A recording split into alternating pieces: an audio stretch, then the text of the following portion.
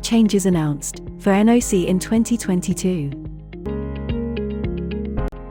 In today's video update, we will talk about the big changes announced for NOC in 2022. Have you been thinking about Canadian immigration in 2021 and beyond? Immigration, Refugees and Citizenship Canada, Statistics Canada, along with Employment and Social Development Canada, lately proclaimed that they are intending to make big modifications to the National Occupation Classification.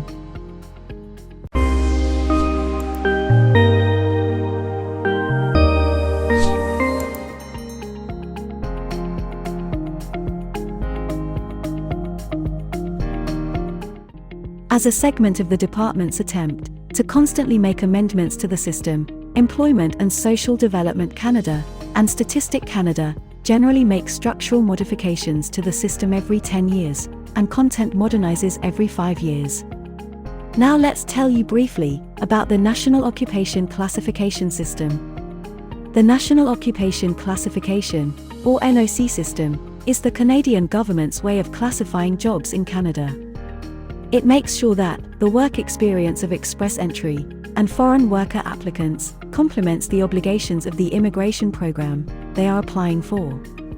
It also assists explain the Canadian labour market, rationalize government immigration programs, update skills development, evaluate the management of immigration and foreign worker programs. The latest structural update to the NOC system took effect in the year 2016. The 2021 updates are set to take effect as of fall 2022.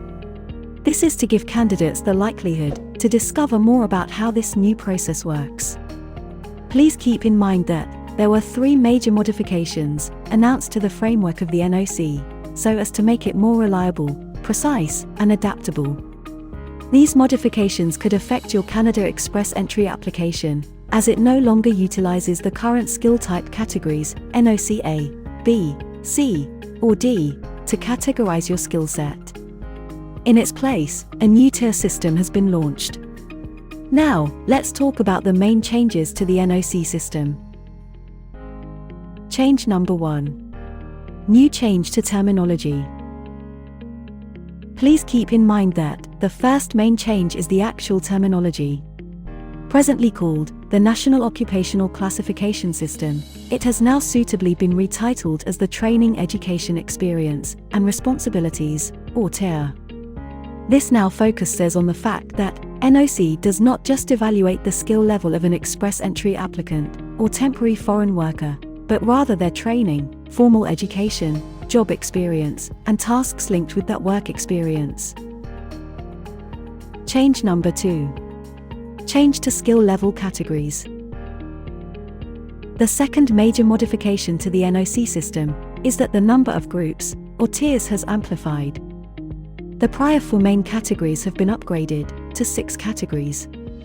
In the year 2016, NOC, skill level B, has the most professions of all skills levels.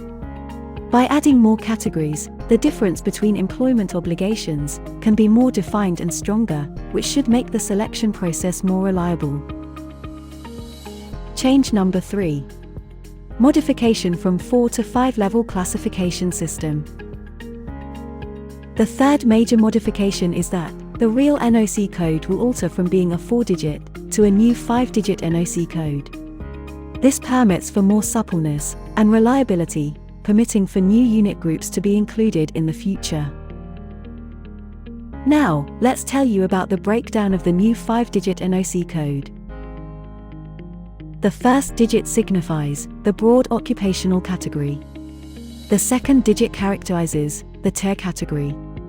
The first 2 digits together signify the main group. The first 3 digits denotes the sub-major group. The first 4 digits represent the minor group. And finally, the full 5 digits signifies the unit group or the occupation itself.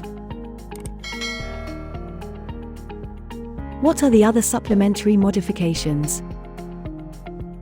Along with these major changes, certain professions were also modified, so as to keep up with the ever-evolving labour market. While new groups were formed to account for developing jobs in Canada, like data scientists and cybersecurity experts, other occupations have been defined as statistically satisfactory enough to have their own unit groups. Please keep in mind that the new NOC 2021 now has 516 professions. For detailed information, please click the links below in the comments and description box for a breakdown of the units groups. Lastly, let's tell you how these modifications will affect Canadian immigration. The way it is, many Canadian immigration and foreign worker candidates should not be affected, as work experience will still be the main entitlement conditions for most programs. On the other hand, these modifications could work in your favor or against you. However, some applicants may now be entitled for programs that they previously were not. Others may no longer be entitled for that very same reason.